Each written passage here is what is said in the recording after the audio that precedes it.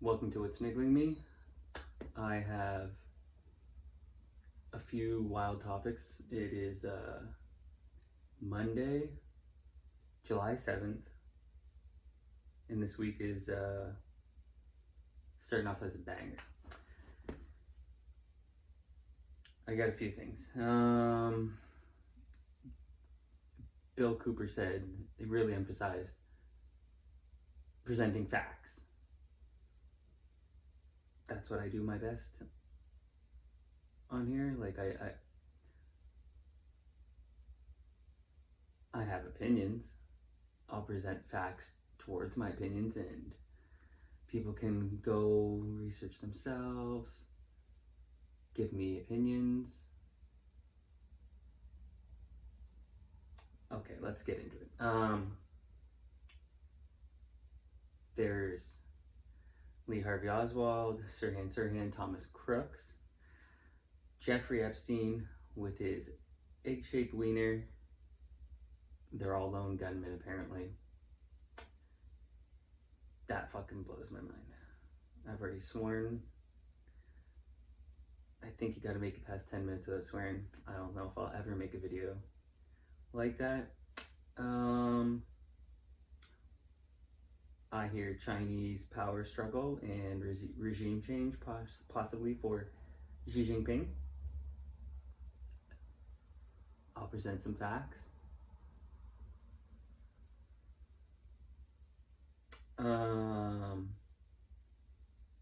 Apparently, chanting death to a terrorist organization isn't allowed.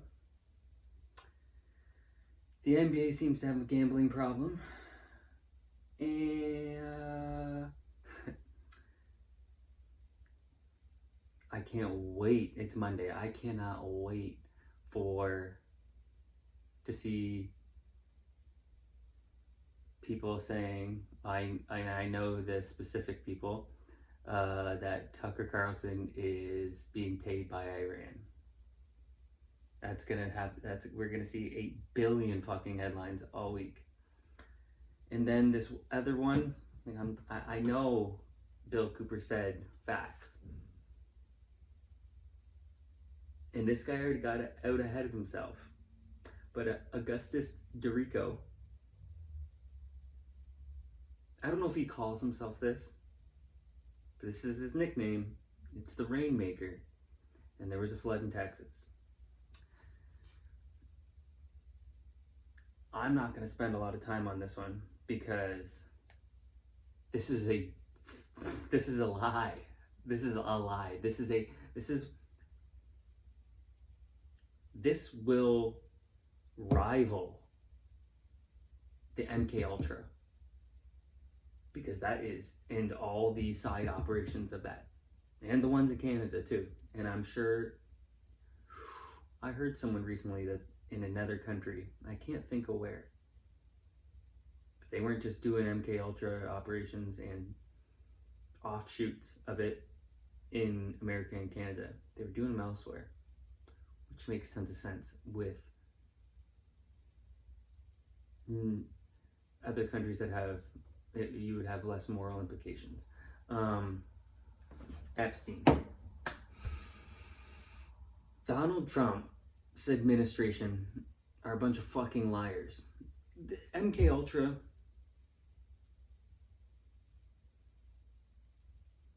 is that the biggest lying? Oof. COVID. I don't know what the biggest cover-up has ever been. What's the biggest cover-up there's ever been? That's a pretty proven one. I know there's some...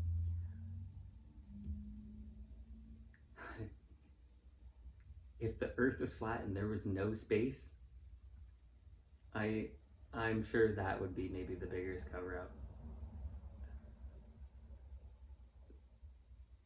The moon landing, that would be a wild cover-up.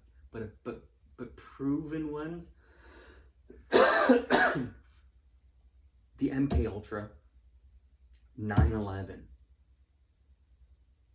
FBI, CIA, don't know what don't know what organization exactly. Israelis knew about 9/11. They knew that was going to happen. It's proven. Saudi Arabia, they knew that was going to happen for at least 2 years before 9/11. Saying Epstein is the only person that Maxwell trafficked 1,000 women to Jeffrey Epstein. That's the whole story. That's what the Trump administration is going to put out. That the whole story is Ghislaine Maxwell trafficked 1,000 girls to Jeffrey Epstein. I think that's probably the biggest lie ever told. That's probably the biggest lie that the United States government has ever told. Holy shit, is that a lie? Nothing makes me want Elon Musk to to fund billions of dollars into another political party to destroy Donald Trump for that. For letting his administration come out and lie and say Jeffrey Epstein was the only procurer of 1,000 fucking girls and 10,000 hours of video. It's only Jeffrey Epstein and victims on there. That's a fucking lie. What a fucking lie. And now I will never stop. If you want to be a war criminal and you want to cover up sex trafficking, I will never stop. Never.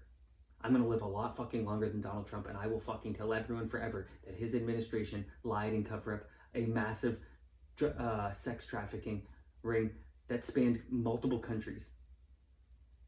France and England, 1,000%. America, 1,000%. I'm pretty sure Montreal in Canada here with Robert Miller and Nygaard.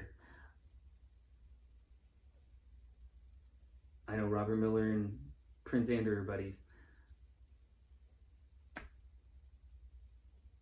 What a fucking lie, that Trump administration. Oh my God. I hope everyone turns their back on Donald Trump for letting that happen. I hope everyone turns their back on that administration for being blatant fucking liars. Blatant fucking liars.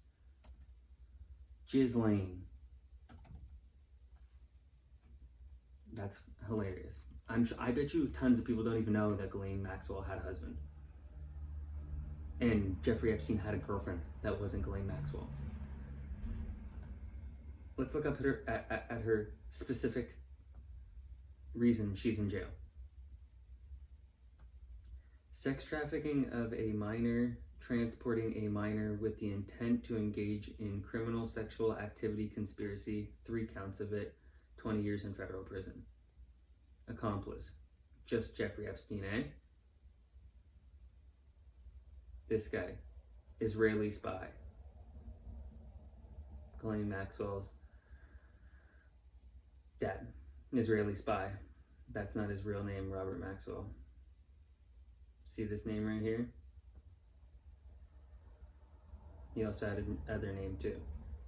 This guy, it's funny that they don't have in here that he was a Israeli spy, because he was. You know where he's born, or is buried? Right here. Why is he buried right here? The Jewish cemetery on the Mount of Olives is the oldest and most important Jewish cemetery in Jerusalem. The Mount of Olives had been a traditional Hebrew/Jewish burial location in antiquity. The present day main cemetery is approximately 5 centuries old. Why is Robert Maxwell, who was born in Ukraine, buried here?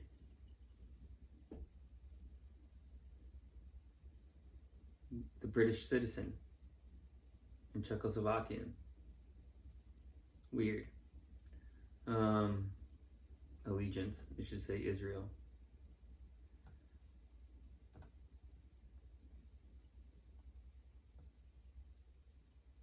What a fucking joke. She's laughing. This woman's laughing. I bet you Trump pardons her at the end. At the end of his term in 2028, when is she due to get out?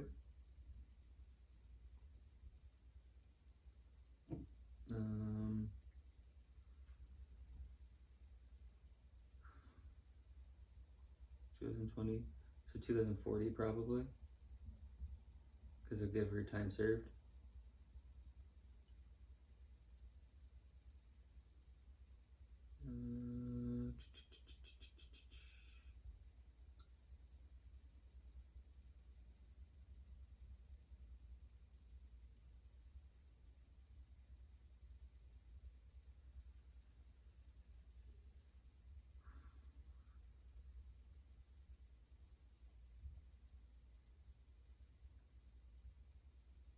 What a joke.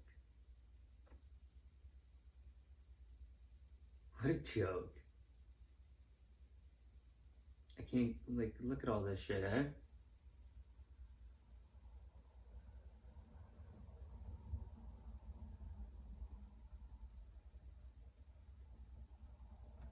Isn't this hilarious? In this whole Wikipedia, I just happened to, which is hopefully known, as she attended Chelsea Clinton's wedding in 2010.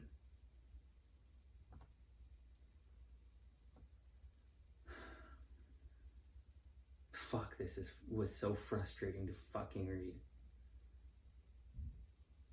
That Jeffrey Epstein, there was nobody else. What a fucking lie, man. I wish Melinda Gates would come out now. Man, this just fucking bullshit. Fucking bullshit. What a fucking lie. What a fucking lie.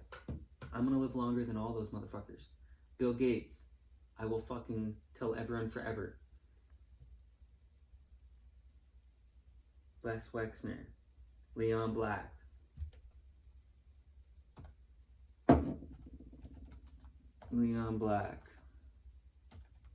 Jeffrey Epstein.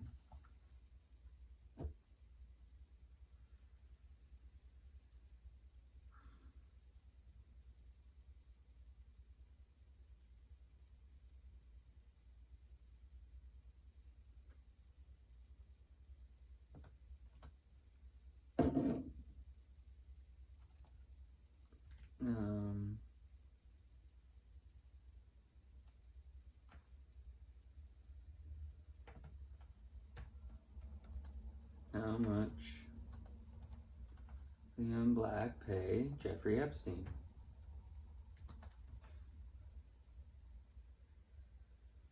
Leon Black paid Jeffrey Epstein $158 million for services between 2012 and 2017. $158 million, according to an investigation.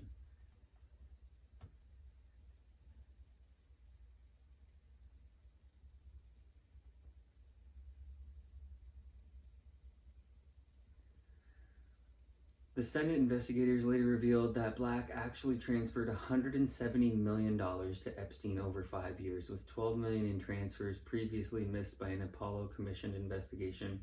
In 2023, Black also paid $62.5 million to settle claims from the U.S. Virgin Islands Attorney General Office related to Epstein's use of Black's funds.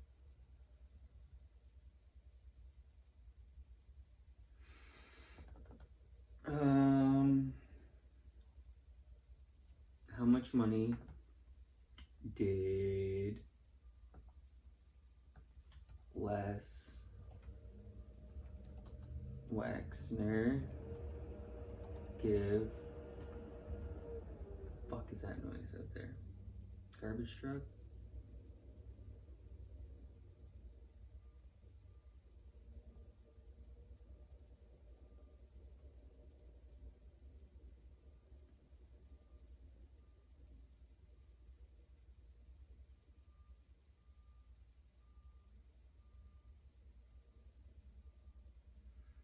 Not specified, but financial dealings between them were substantial. Okay. Not going to give me a specific there. I want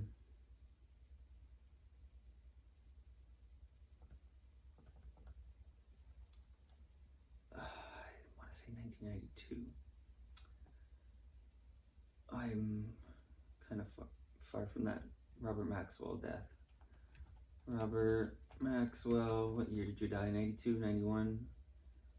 Death.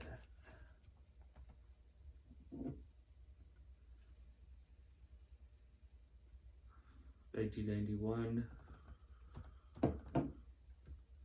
When did Jeffrey Epstein rise to prominence? I don't know if I know how to spell that word.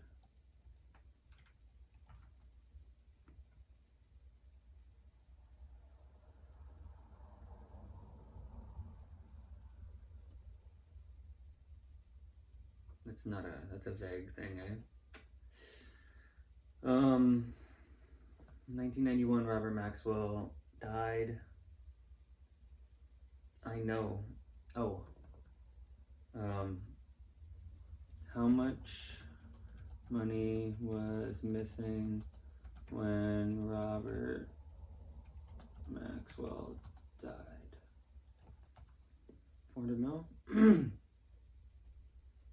Robert Maxwell was involved in a significant financial scandal with reports indicating that approximately $1.2 billion was missing from businesses and pension funds he controlled in the final months of his life. This money was allegedly siphoned off in a desperate attempt to save his companies from collapse.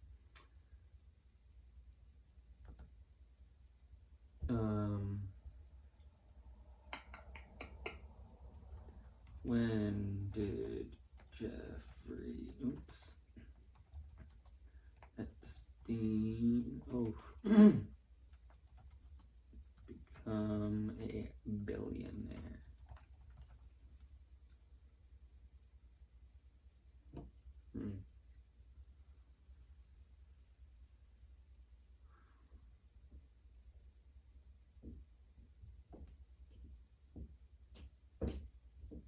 No exact dates. Jeffrey Epstein. 1992. This is when he hooks up with Bill Clinton. Party with Trump.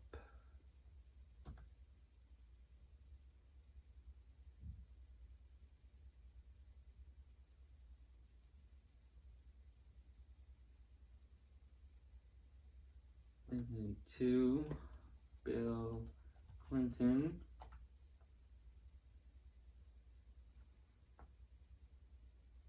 In 2002 and 2003, President Clinton took 4 trips on Jeffrey Epstein's airplane, 1 to Europe, 1 to Asia, and 2 to Africa.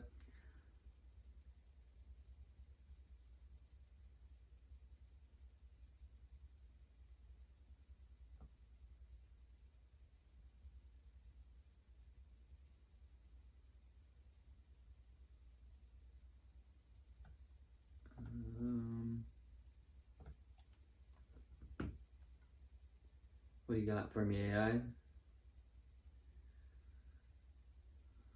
Oh, it just loves to give me Donald Trump, eh? Funny.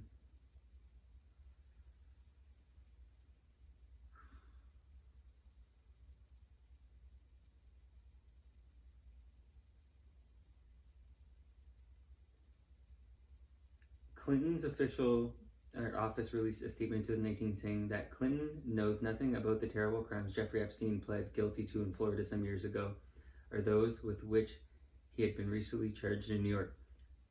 The guy went to your daughter's fucking wedding in 2010. You liars. Liar, liar, liar, liar. Liar. It was 1 year after he got out of fucking jail for fucking an underage prostitute. Bill Clinton, the liar. See this?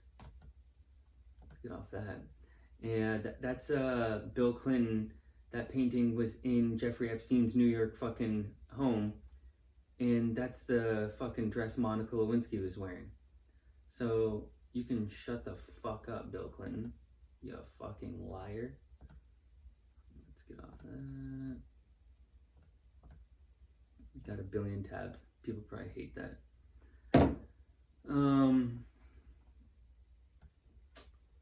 Jeffrey Epstein, 1992. Ghislaine. I don't know how to spell your name. I've typed it a million times. Or put it in my phone a million times.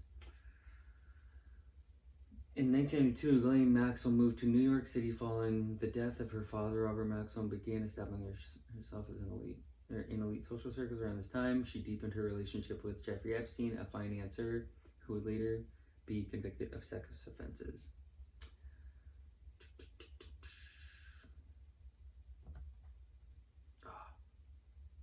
Okay, 1992. Ghislaine Maxwell. Jeffrey Epstein in 1982 was rolling with Donald Trump, Bill Clinton, Ghislaine Maxwell.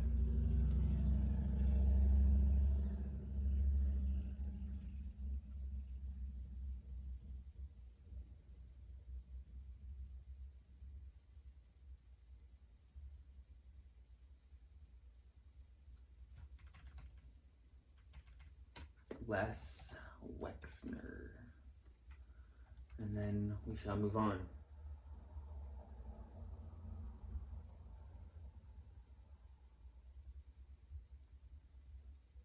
Les Wexner had a significant relationship with Jeffrey Epstein in 1992, during which Epstein was granted extensive powers over Wexner's finances, philanthropy, and private life.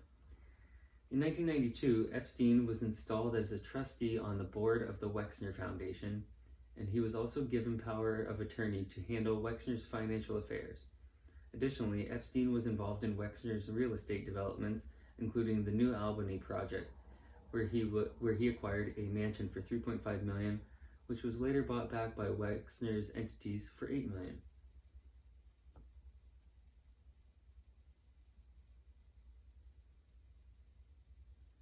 Wexner hired Epstein as his financial manager from 1987 to 2007.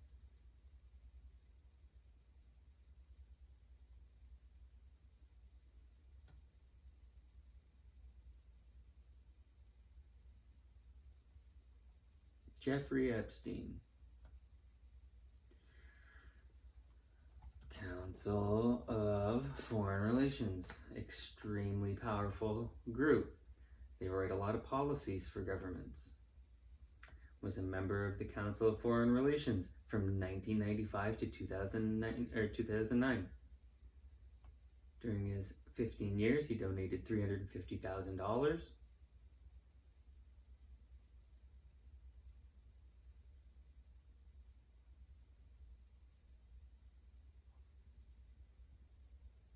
He was a member of the CFR and Trilateral Commission. Was a major donor to Harvard University. I was just talking to my mom about Harvard University. Epstein, Harvard. Forgot to add that tidbit in for my mom.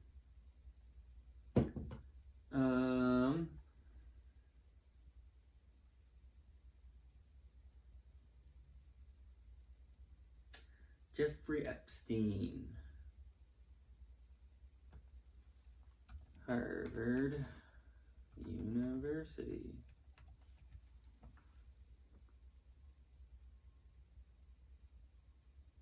Significant financial ties, donating nearly $9 million between 1998 and 2008. The largest gift being $6.5 million in 2003 to support the program for evolutionary dynamics. What does that mean?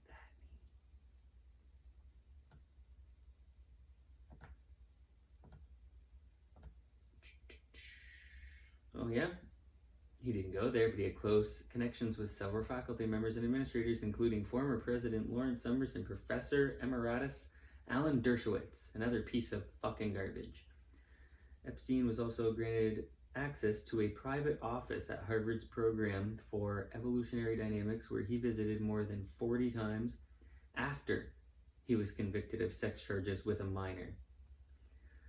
Harvard's president, Lawrence Bacow, expressed regret. Yeah, you ignored it. Ooh, they closed that. Its director had facilitated Epstein's efforts to use ties to the university to rehabilitate his image.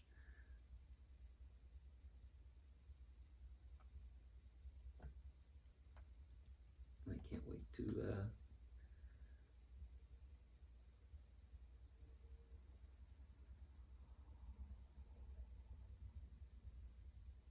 ooh, it doesn't look good. 10 years ago, the program was founded at Harvard with a $30 million grant from a financier called Jeffrey Epstein. Oh man, that makes me laugh. So many people ignored Jimmy Savile, so many people ignored Jeffrey Epstein.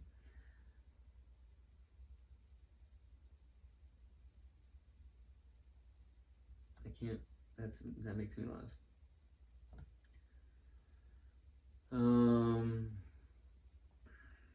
Okay. That's Harvard. MIT.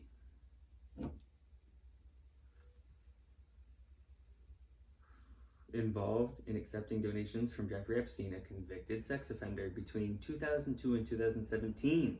Woo! They didn't give a fuck about him fucking a minor.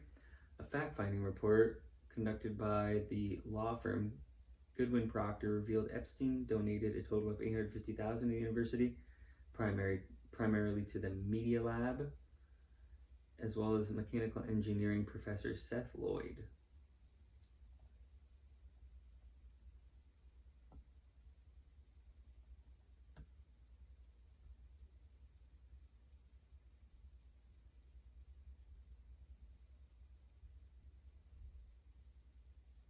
Huh. Vice presidents. I'm going to take a screenshot of this so I can see what these guys are up to, if they got in any trouble at all.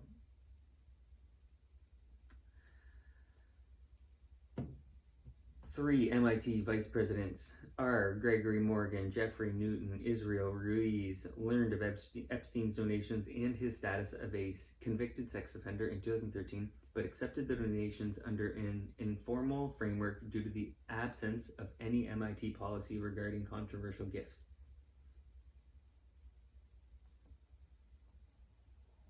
Epstein visited 9 times between 2013 and 2017.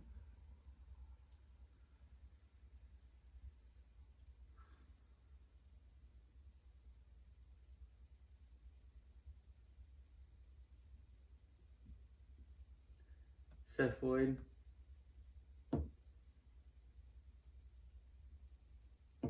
accepted a bribe before he was convicted as a sex offender.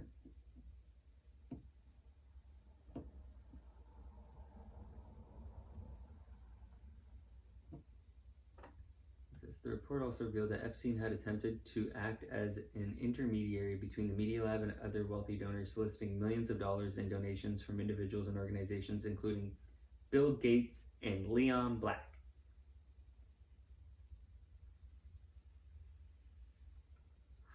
The Media Lab had a deeper fundraising relationship with Epstein than previously acknowledged, and it attempted to conceal the extent of its contracts with him by marking his contributions as anonymous. Huh. The New Yorker, how an elite university research center concealed its relationship. Oh, jeez, man, you guys are just fucking all pieces of garbage. Jeffrey Epstein. Let's go with Yale. I got a joint here. Not directly associated with Yale, however, there's a mention of a person named Theo Epstein who attended Yale University. Theo Epstein was a student at Yale. He later became, not him. Wow, no Yale.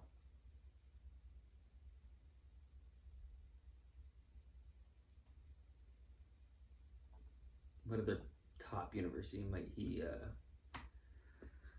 What do they do? Where do they do dirty things? UCLA.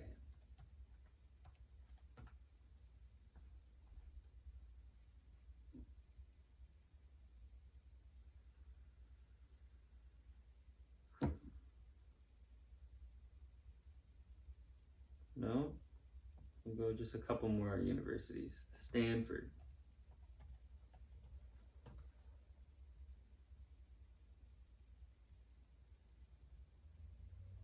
Had connections to Stanford University. Stanford accepted a $50,000 donation from a foundation linked to Epstein, specifically the COUQ Foundation in 2004, which was directed to the university's physics department.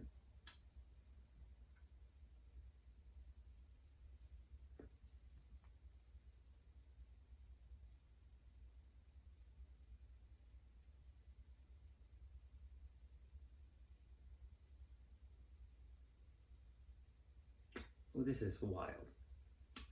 There is a person named Jeff Epstein associated with Stanford University. Jeff Epstein, geez, this is rough, man, having this name.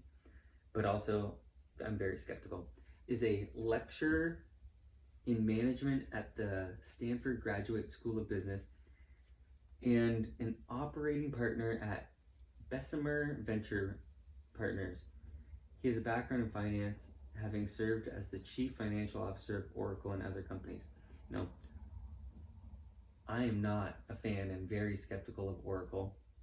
And it's crazy that both Jeff Epsteins were good with finances. Jeez. Let's look at your Bessemer Venture Partners later.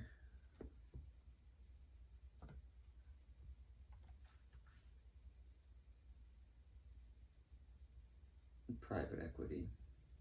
Piece of garbage.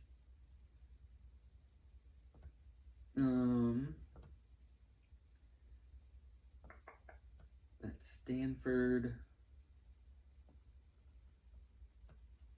How about Caltech?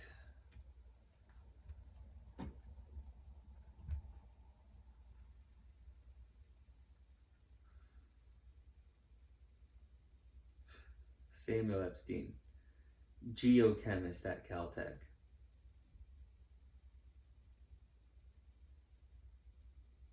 There's also a mention of a Jeffrey Epstein who is an NRC postdoctoral fellow in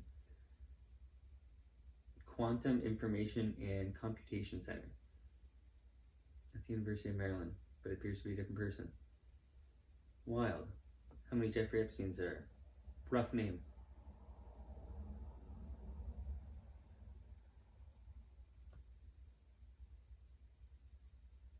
Okay, McGill is the last one I'm going with.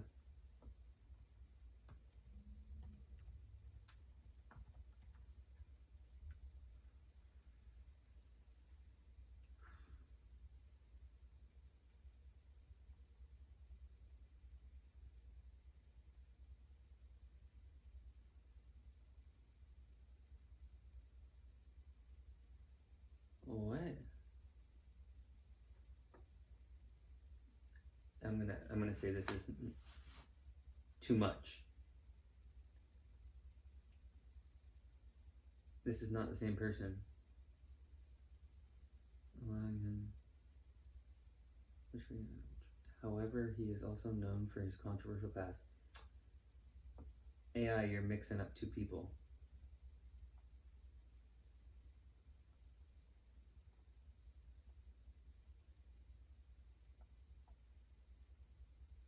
Alright, we spent quite a bit of time on Mr. Epstein here.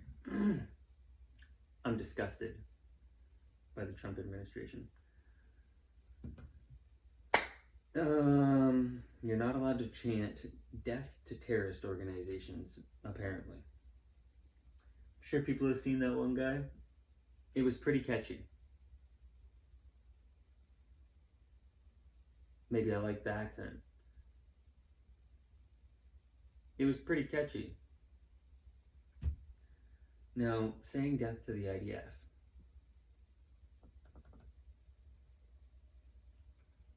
Who started the idea?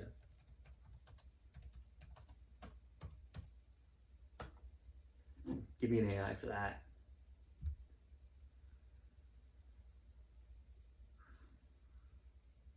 David Ben Gurion.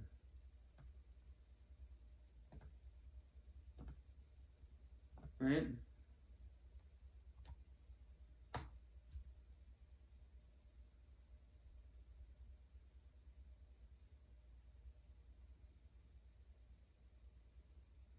That's a lot of stuff right there. Terrorist.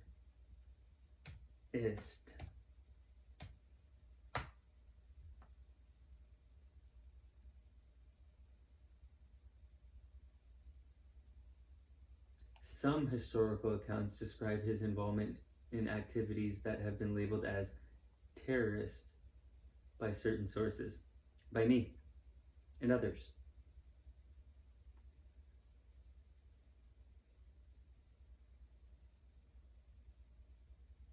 For instance, it is reported that Ben Gurion authorized secret cooperation between the Haganah, the main Jewish parliamentary organization, and other groups, including the Irgun and Lehi, which were classified as terrorist organizations by the British and some historians. This cooperation led to significant acts of violence, such as the bombing of the King David Hotel in Jerusalem in 1946, which killed 91 people, including British intelligence personnel. The Irgun, which was an offshoot of the Haganah, was responsible for this attack, and it is claimed that Ben Gurion's leadership facilitated such actions. However, it is important to note that the characterization of these actions as terrorism is not universally accepted, only Israeli and Jewish people. Many historians and sources describe the activities of this group as part of a broader struggle for Jewish independence and statehood. Blowing people up.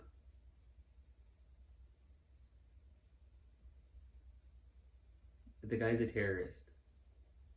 Holy shit. Ask a follow-up question. Why are you covering up for Israel?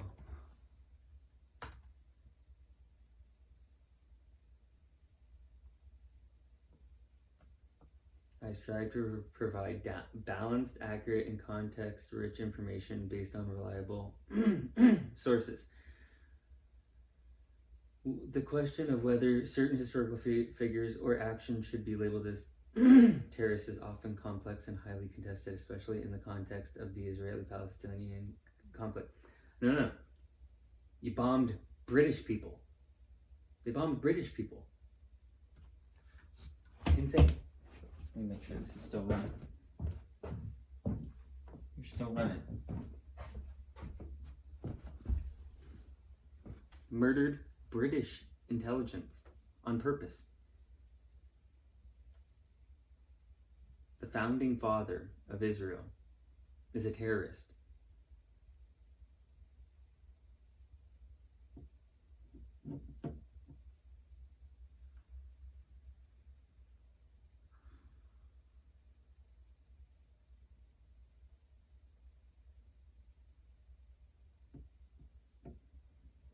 Who else was there?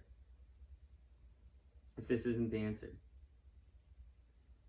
While Ben Gurion's relationship with these groups is complex, sometimes cooperative, sometimes adversarial, he is generally not described in mainstream historical accounts as a terrorist himself. Rather, he is seen as a political leader navigating a period of intense conflict and transition.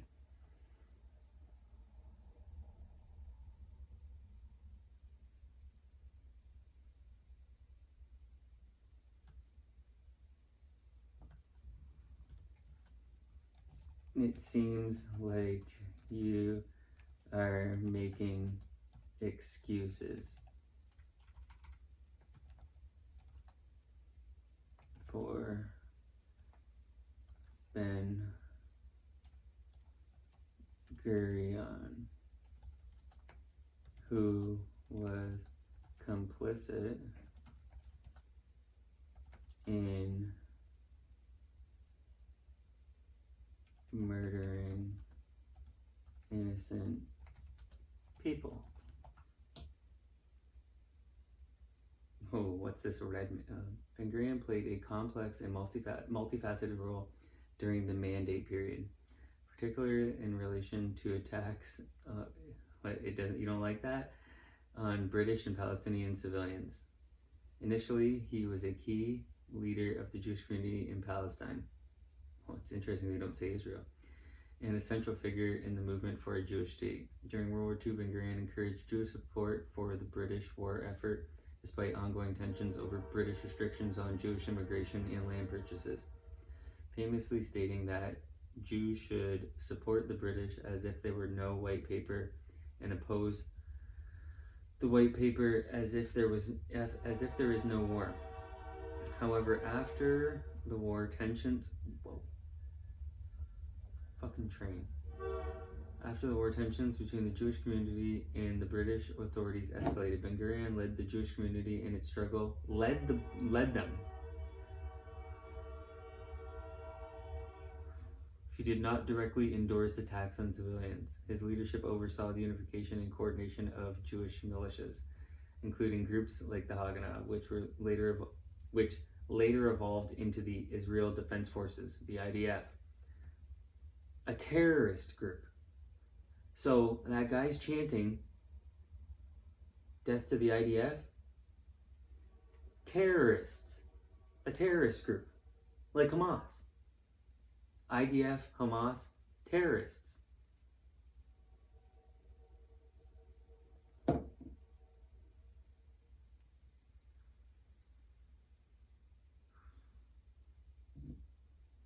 What a joke.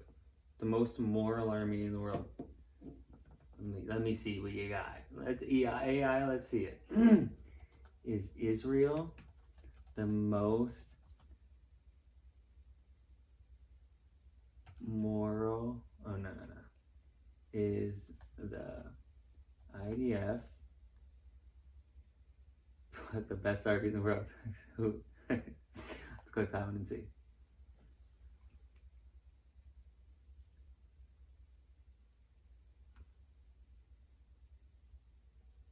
One of the most technologically advanced and effective militaries in the world.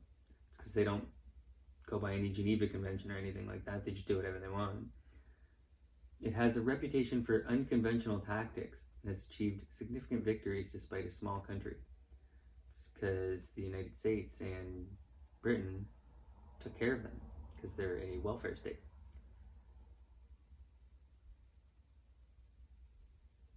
The IDF has a significant military budget. Yeah, it comes from the fucking United States.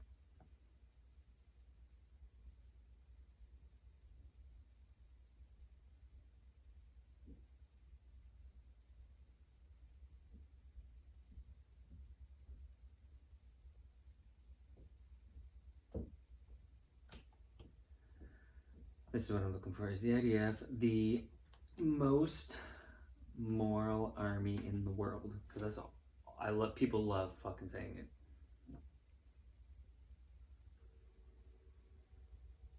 Significant debate. Some sources argue that the IDF is indeed the most moral army. For instance, citing its emphasis on military ethics, restraint, and the protection of civilian lives. For instance, the IDF's Code of Ethics, developed by philosopher Asa Kasher, is highlighted as a key factor in its moral framework.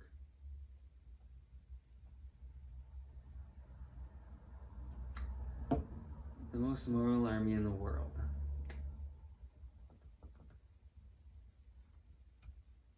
Hannibal Directive.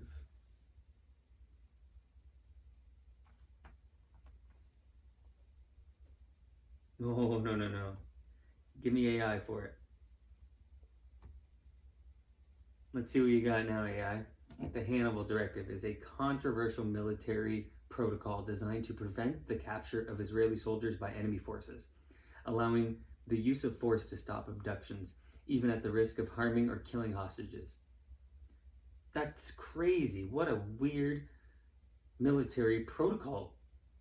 That doesn't sound very moral to me. The directive was reportedly employed during the October 7th Hamas attacks on Israel, with reports indicating that it was used at 3 army facilities infiltrated by Hamas, potentially endangering civilians.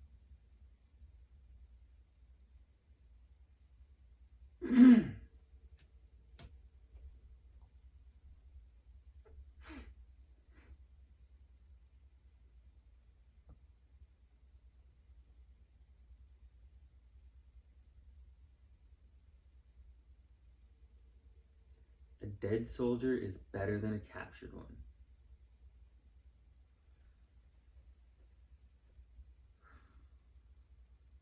The most moral army in the world uses the Hannibal Directive. Does any other country? What countries use the Hannibal Directive?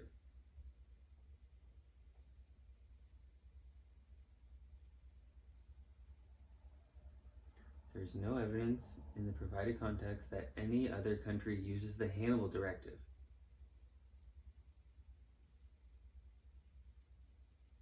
Huh. 195 countries in the world, and only Israel is willing to kill their own civilians instead of them being captured because they don't want them to use them as an asset to trade.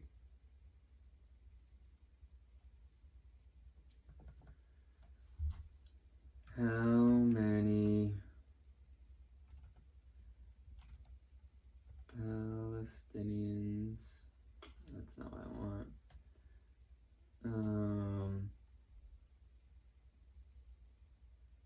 Does Israel have detained?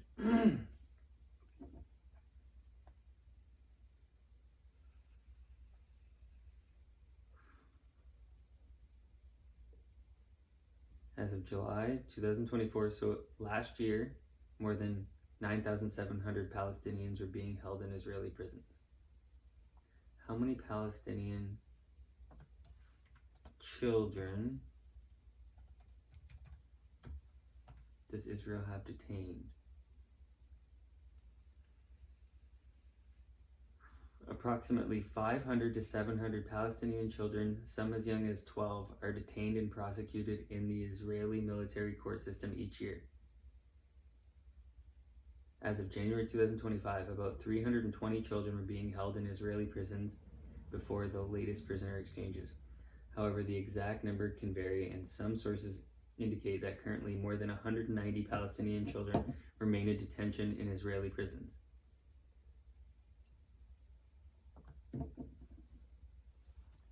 How many hostages? How many people does Hamas have detained?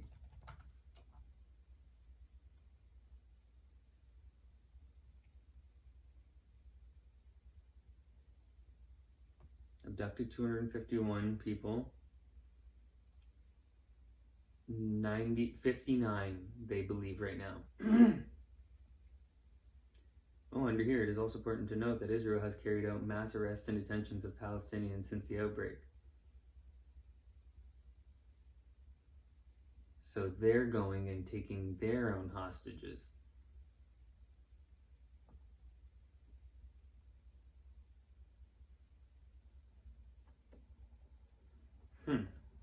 Very interesting, eh?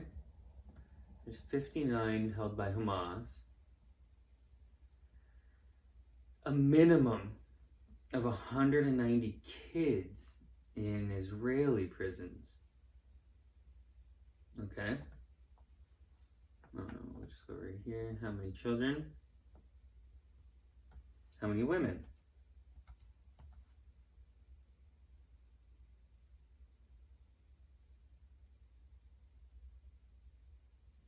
$80.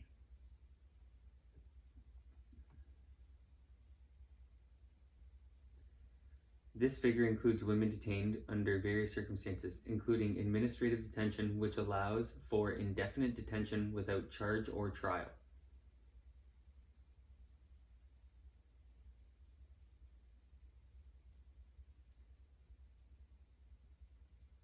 In 2015, occupation forces arrested 106 Palestinian women and girls, representing an increase compared to previous years. More recently, November 2023, Israel proposed to release 300 prisoners, most of whom were women and children, as part of a prisoner exchange. They were still going to hold on to some women and children. However, the exact number of women detained can vary depending on the time. It is also important to note that Palestinian women prisoners are often subjected to physical and psychological torture, including sleep deprivation, isolation, extortion, threats, and severe beatings. The conditions of conditions of detention for women and children have been a subject of concern for human rights organizations, with reports of deteriorating conditions and inhumane treatment.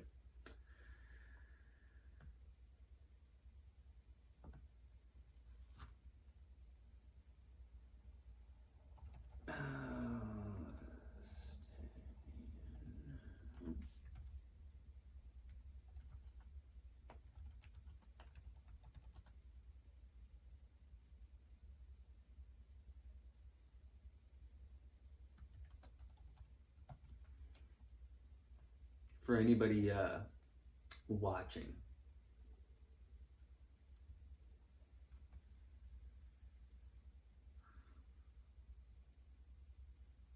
in 2024, February, UN experts cited at least 2 cases of Palestinian women being raped by male Israeli soldiers.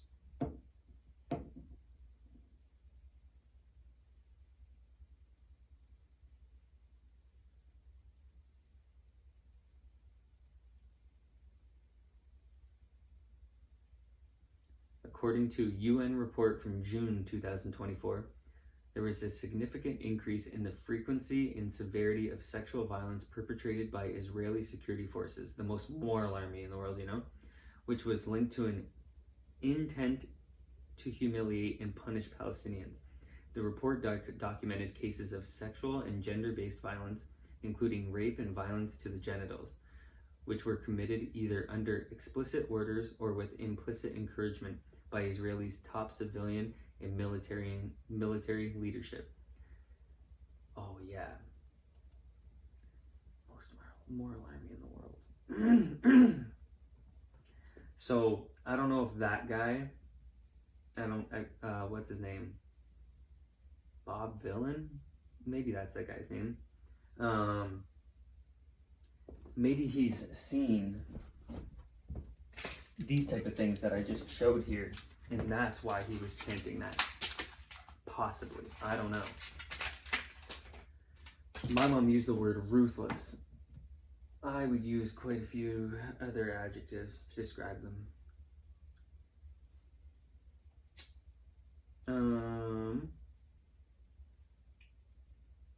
Let's go to China. Now, this is a bad time for them to be having a regime change, in my opinion. Not like I'm not rooting for them. I think all governments,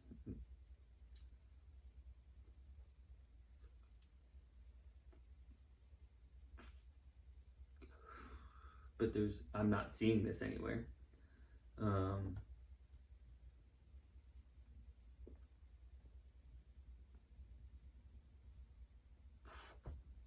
China.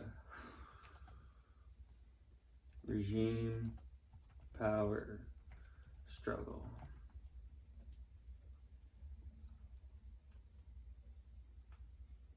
Recent developments suggest that there are indications of a power struggle within the CCP. In late 2024, an article by a leading Chinese political scientist, however you spell that guy's name, or say that guy's name, QU. I don't know what that noise makes. Qinchan. Essentially argued that it was Xi Jinping's predecessors rather than Xi himself who paved the way for China's current success. While it did not single out Xi Jinping, the article drew attention as a criticism of the concentration of power.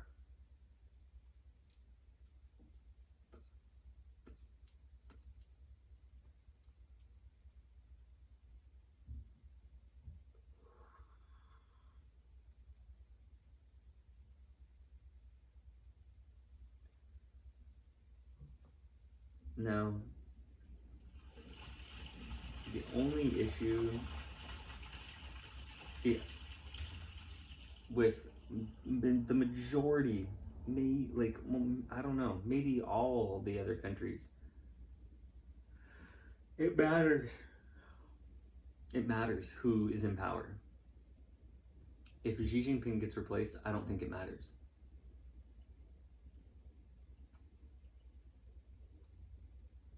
I kind of have the opinion, that this person, King Shan, has. That it doesn't matter who's in there. He believes it was the prior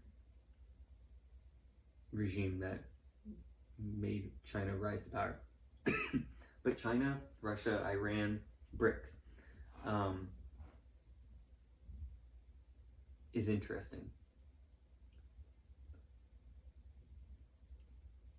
Because they got this, the government, I guess they're all focused on Iran right now, right? But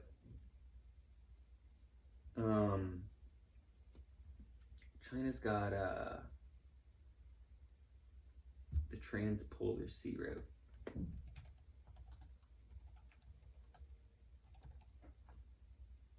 And China and Russia got icebreakers. China and Russia are preparing to take advantage of this sea route, while Trump's all looking at the Panama Canal. The Arctic is the future. And China and Russia got icebreakers, and the United States doesn't have icebreakers. Well, they got a few. I don't know what this is going to give me.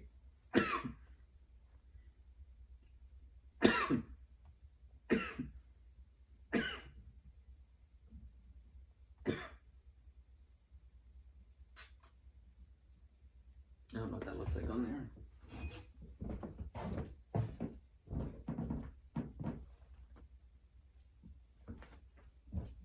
Looks okay. I don't know if you can pause it, zoom in. I'll try and bump this up a tiny bit.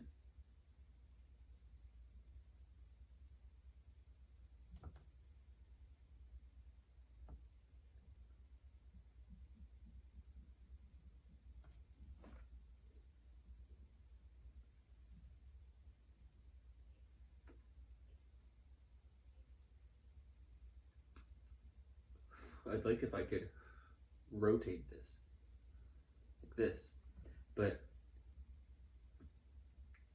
everyone's like, oh, Trump wants Canada and Greenland.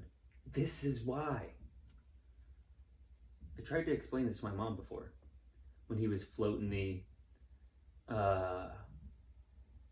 Canada's 51st state or whatever, because this is the future. The caps are melting, and they need access because China and Russia are preparing to use these shipping lanes in the Arctic.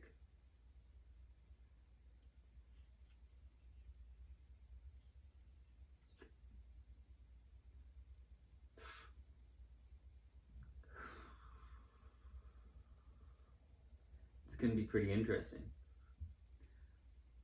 Russia and China are preparing for the long future.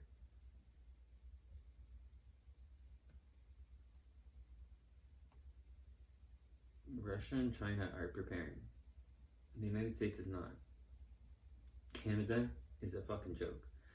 It says projections suggest that by 2030, the Northwest Passage may be open for a whole month, and by 2060, it could be open from August to October. They're thinking long term. They're not thinking with democratic fucking regimes that are in and out and in and out and pass laws against each other, remove policies. It's just a shit show here in North America.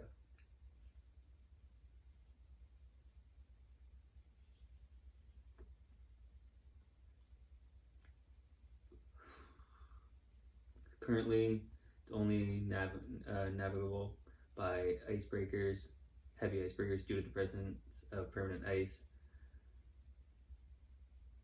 It's considered to have significant geopolitical and economic implications. This is a big deal, and we don't hear about it. I don't know why. This isn't a big deal. And it could be, I know that they want the immediate. That's the thing. And the United States is focused on the immediate. So that's why they're focused on Iran and they're not focused on this. This is the future. In China and Russia have long-term plans, and our countries only have current plans. So,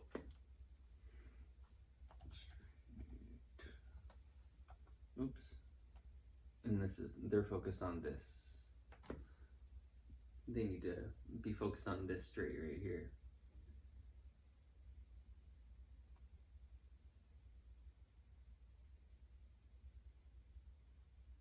I showed it recently. I'll show it again. Oh no, look how dark, look how bright that is. I don't like that.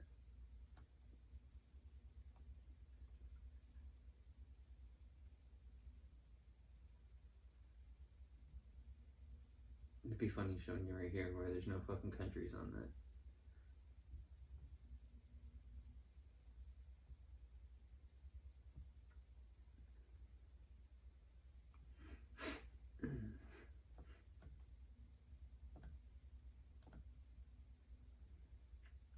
I'd like this to be zoomed out. Iran, they're saying we're gonna shut this shit off right here.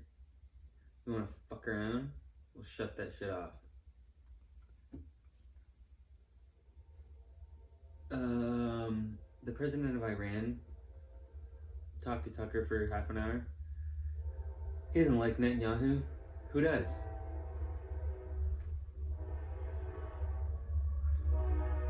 I heard someone say that Netanyahu doesn't have any friends, and it made me laugh.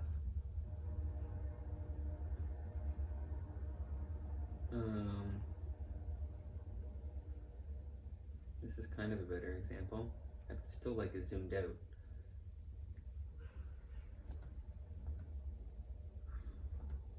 Oh shit. I'd like to move around the map. Shipping lane. Right here. Iran.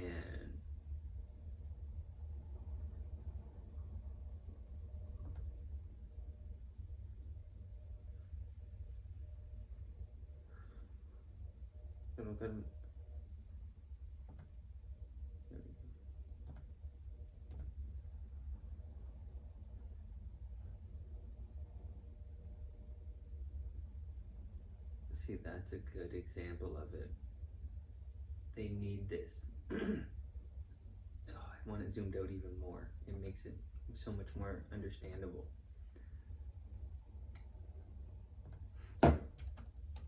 Middle East map. Interactive.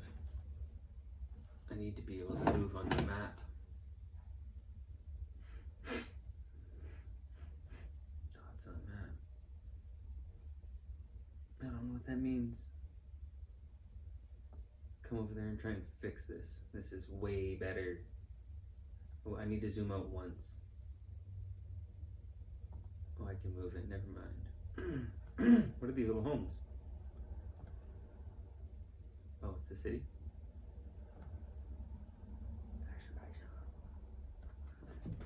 Let's see what that looks like.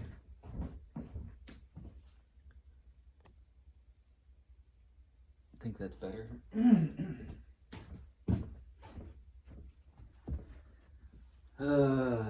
Okay. This country right here, Iraq, everyone knows it. You might not know where it is. Ooh, Kurdistan, they're putting right up here. Very, very interesting. Turkey doesn't acknowledge that. Right on their border, they don't acknowledge that. There's like 30 fucking million people living here, though.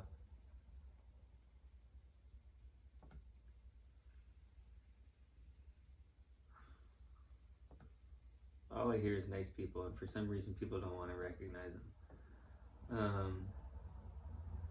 I don't get it. But what do I know?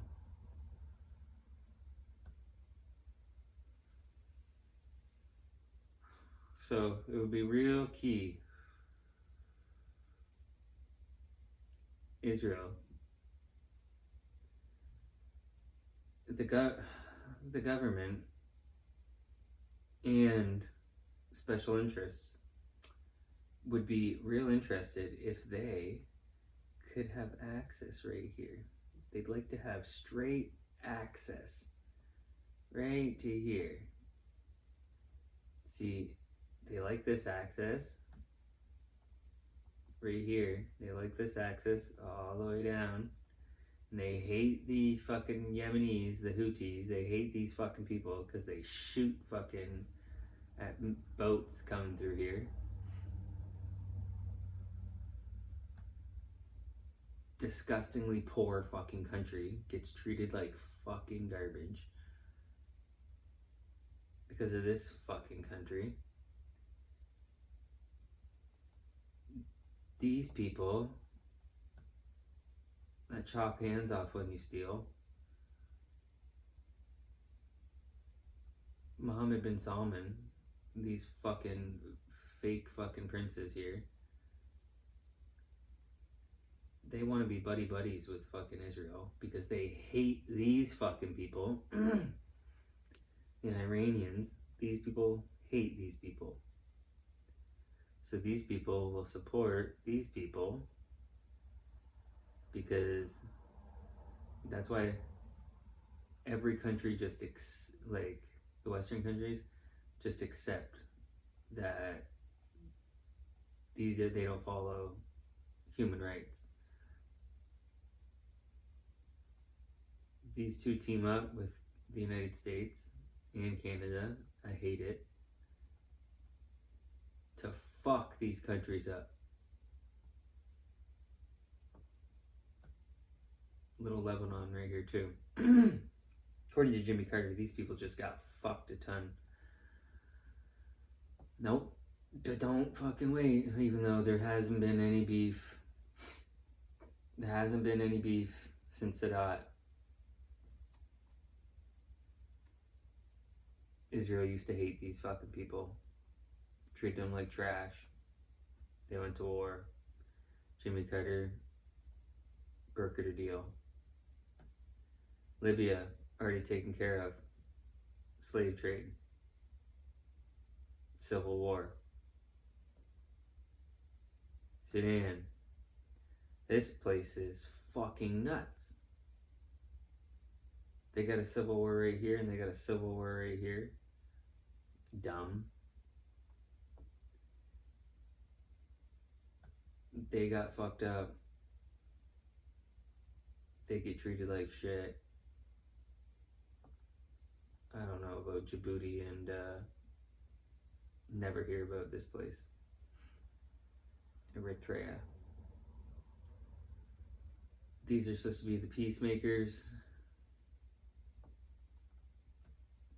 This is real important. If Israel can have access to this, and they can have access right to here, they'd be real pumped.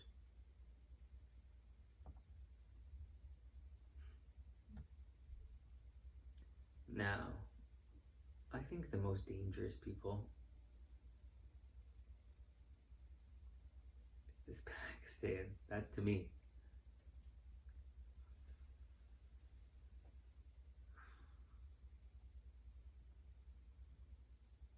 And you have China over here. But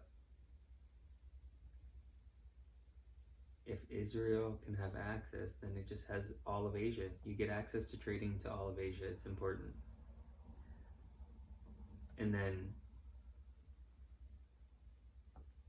they think, I don't know what they think they're going to do.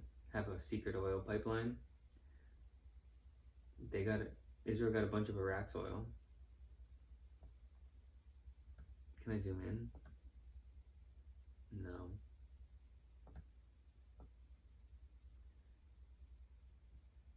But the shipping lanes to Europe and the shipping lanes to Asia all run through here. They all run right here.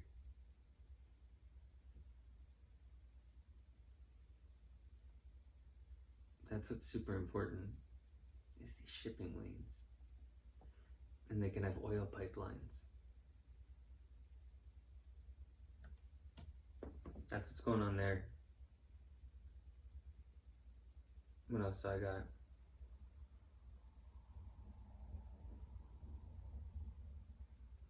Ooh, just before. They're gonna say Tucker Carlson took money from Iran, right? How much money do you have to be worth to not sell out? Like, I know that obviously is a different number for everybody, but like, if you're worth millions of dollars, I guess this goes right into my next thing.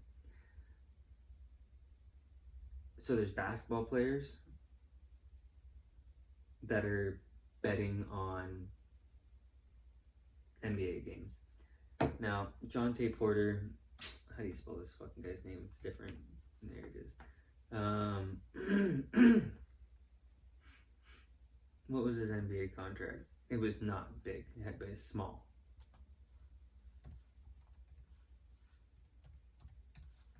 Of the other people. He was gonna make $500,000.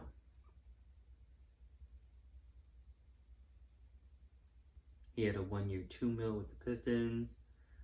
So like, he's already made a few mil. He made a few mil. And still felt the need to bet on basketball.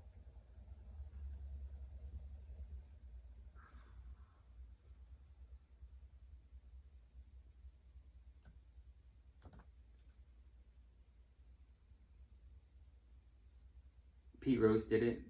Sports didn't get paid the money back then. Terry Rozier career earnings. This is going to be like 50 mil at least. Maybe 80. 160.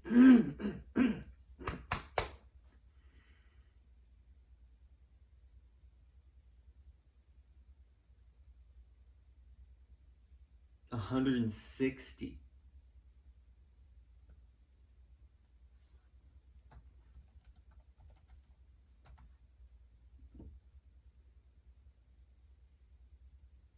Cleared of any wrongdoing.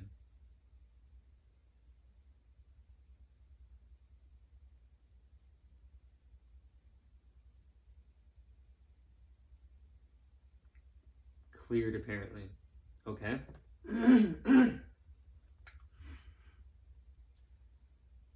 Tucker Carlson is worth a lot of money.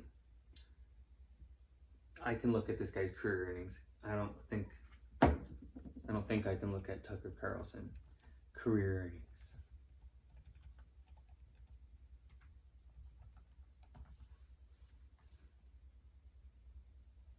Well, let's give me Justin Tucker.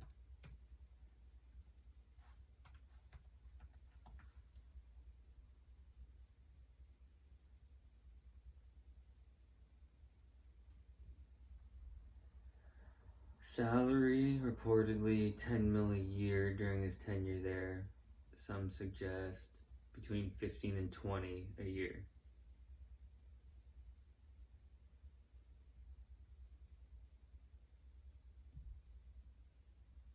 His net worth is reported to be between 30 and 515 million.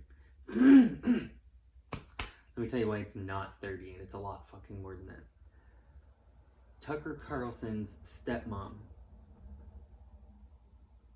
is the Swanson food heiress, frozen foods, Swanson frozen dinners. Her dad invented those, I think in the 60s. And she was a nice woman. She married Tucker's dad after Tucker's mom ran away. She was like a deadbeat mom. Tucker Carlson's mom was a deadbeat mom.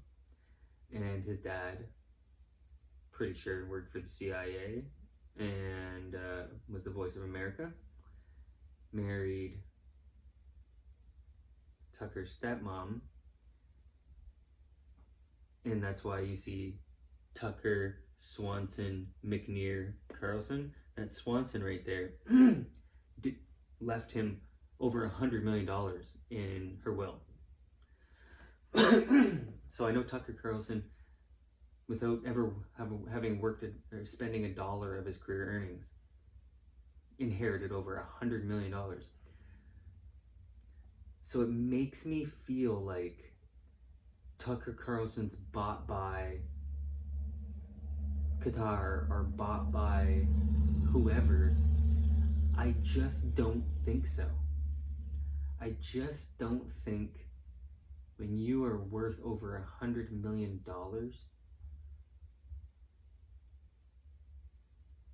you need to sell your soul at that point.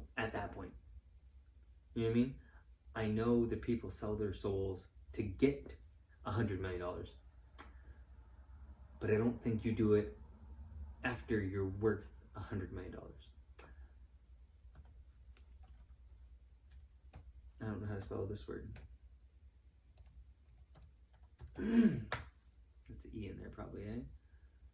I. Tucker Carlson inheritance.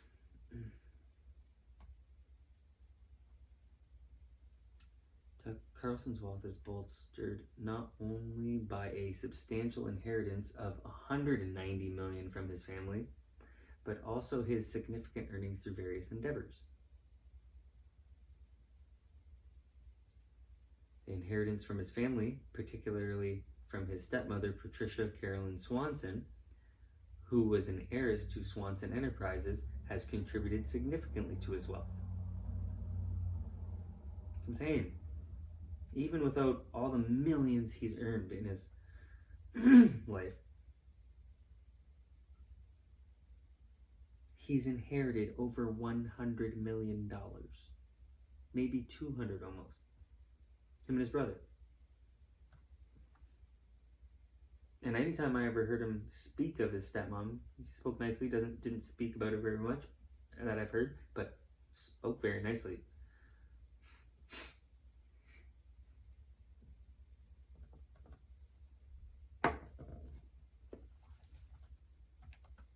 Patricia Carolyn Swanson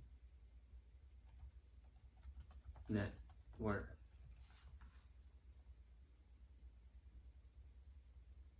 There's Tucker's dad.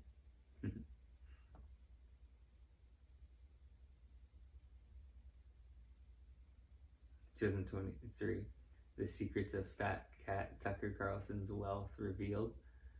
Oh, it just shows that he's not paid by all these foreign countries. He doesn't need to be. He doesn't need to be.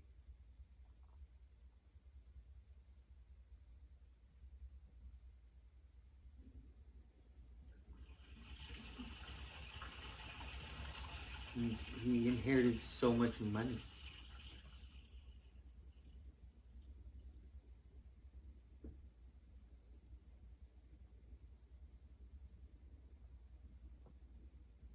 Can't give me a net worth, and it just brings up Tucker Carlson's dad. At the max, he could be, it's looking like $500 million. Oh, the Daily Mail, the very privileged life of Tucker Carlson. If it shows me one thing,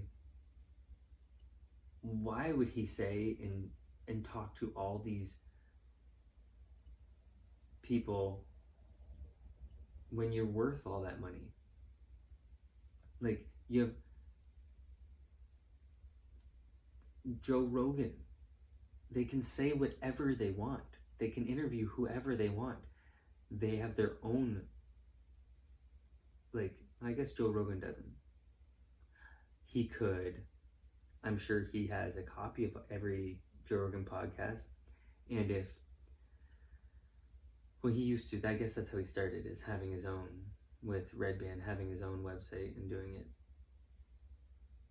But he could go, I'm sure JoeRogan.com, if it's not already, is taken.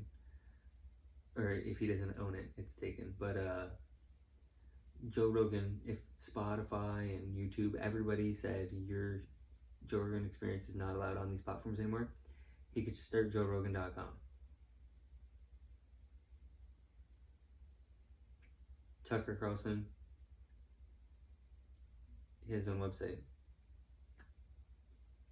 He's not bought and paid for by foreign countries, clearly. But that's going to be all the headlines this next week. It's going to be so funny. Augustus. How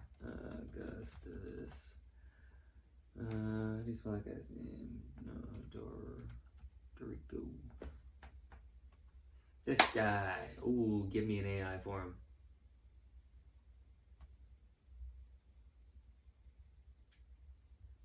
Another Peter Thiel product.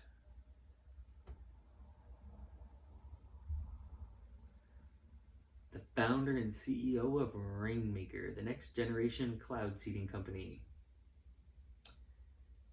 He dropped out right before graduating to join the Thiel Fellowship.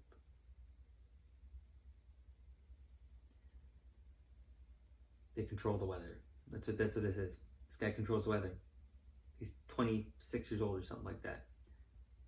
Has a company that controls weather. It says down here, China is dominating weather modification with a $300 million budget.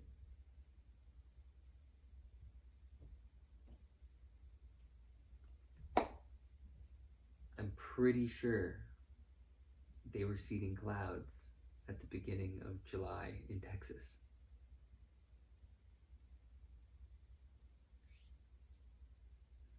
He's 25. Background in physics.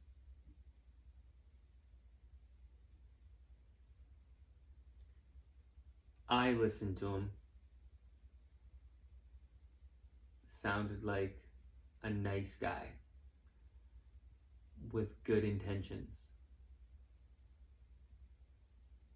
Augustus Dorico sounded like a nice guy with good intentions. But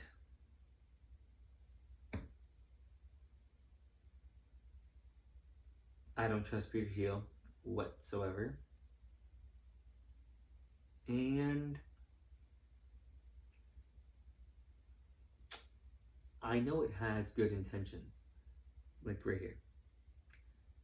Reverse desertification of the American West and terraform deserts into abundant green and arable land. I know that sounds good. What are the consequences of seeding clouds?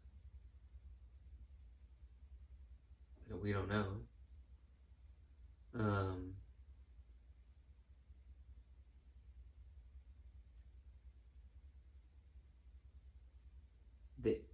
How long has there been weather modification? How long? I think the 40s, 2. How long has there been weather modification?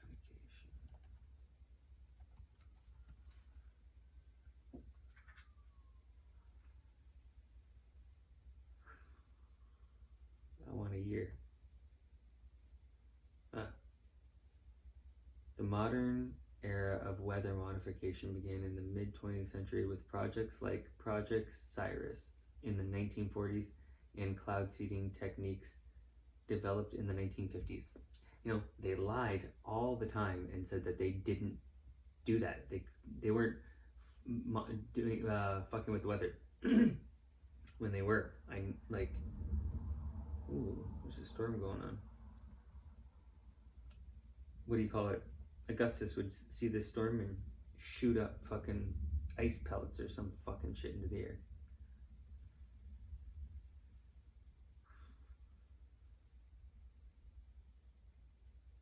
They do it in Dubai.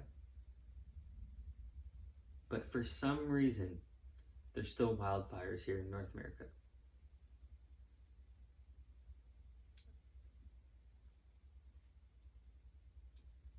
I don't know. Oh, they purposely did this in Vietnam.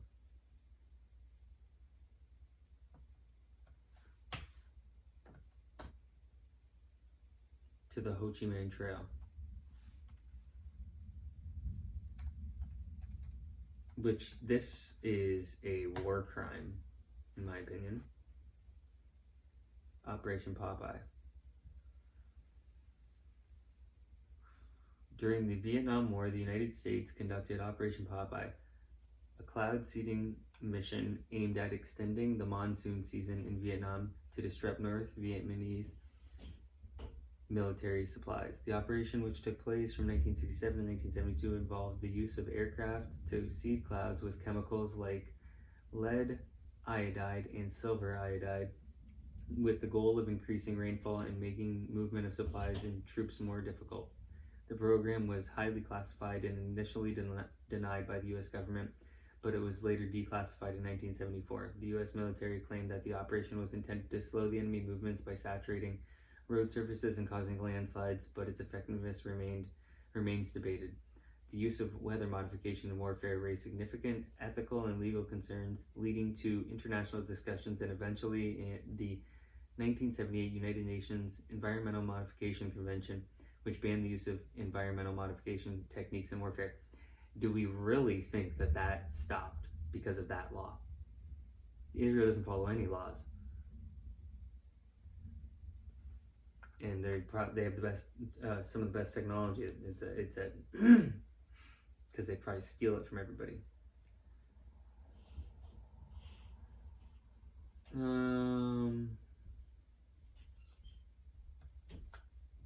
I just know that's a nice screenshot from my mom.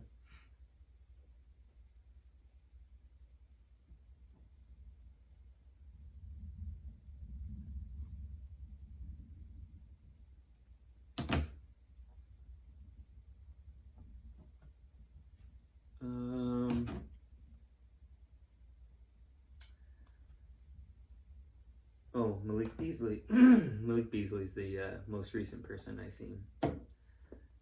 Possibly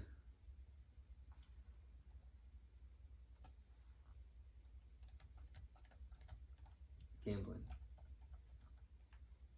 This guy's doing wild shit, actually, to be honest. I'm getting a lot. He's doing wild shit.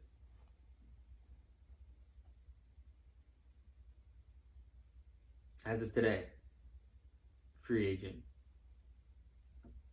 Under federal investigation for alleged sports gambling activities tied to NBA games during the 2023-2024 season when he played for the Bucks. What the fuck? Giannis is going to be pissed. Investigation reportedly began after unusual betting patterns were detected on Beasley's performance props, particularly during a January 31st, 2024 game against the Portland Trail Blazers. He's not been charged.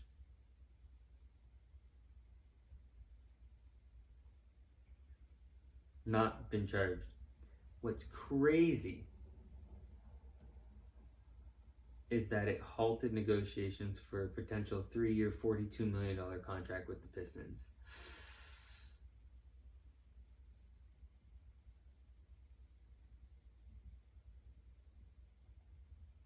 Other financial troubles include unpaid rent and legal judgments from a Milwaukee barber and Minnesota dentist. That's weird. He failed to repay in advance to his former marketing agency. It doesn't make any sense. Been in the NBA for a while. He scored so many threes this past year. Seemed like there's a lot of pressure on him, and he was still able to perform. Career earnings. So I don't know how much money you got to get paid. I feel like Tucker Carlson wasn't living beyond his means. $59.9 million over the course of his career in career earnings. If he had any sponsorships, that's on top of it. And he couldn't pay the dentist? What? What are these guys doing? He's got brothers. Oh shit. I zoomed in.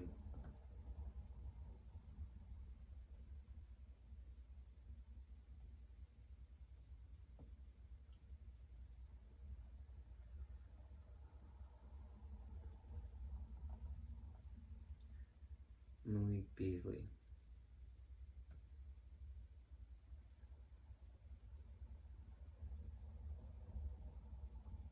I swear he had a brother in the NBA. Not Michael. I know he's not his brother.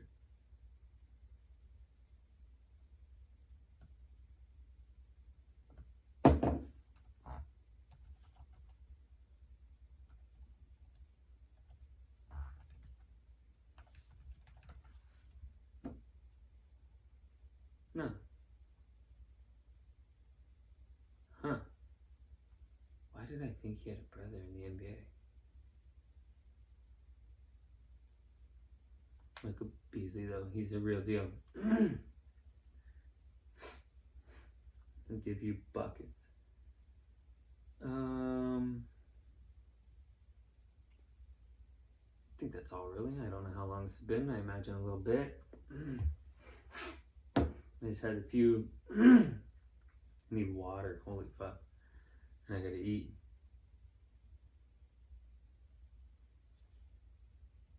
This blood blister on my fucking hand niggles me.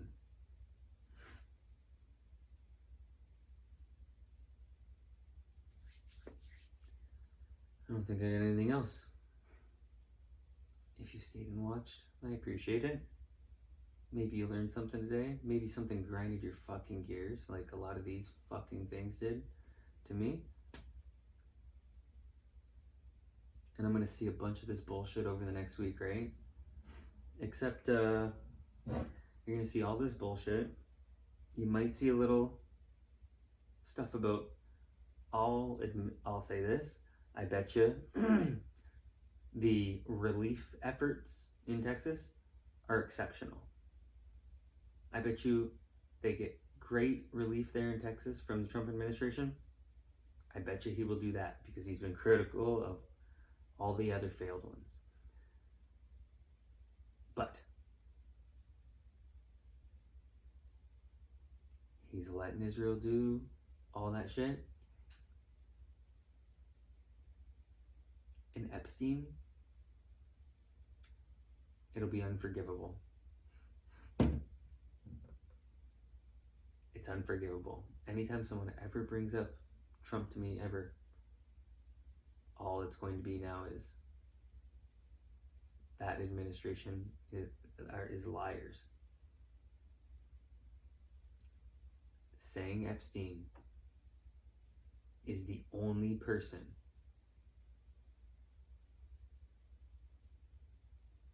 there's over 1,000 victims, and Ghislaine Maxwell apparently only procured them for Jeffrey Epstein and nobody else. The Trump administration has covered up, has tried to put the final conclusion on it, and I will never let that be the final conclusion, that Jeffrey Epstein was the only predator in the biggest child trafficking sex ring, I think, uncovered in the United States ever, right? 1,000 fucking victims. The biggest sex ring ever uncovered in the United States is being covered up. Bigger than ever. Jeffrey Epstein didn't kill himself.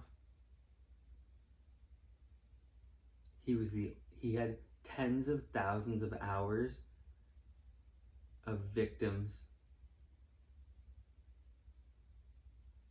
and he was the only person doing it, apparently. Holy fuck, it's a lot. I'm having a hard time just wrapping my head around it. It's only been 12 fucking hours maybe since I've seen that.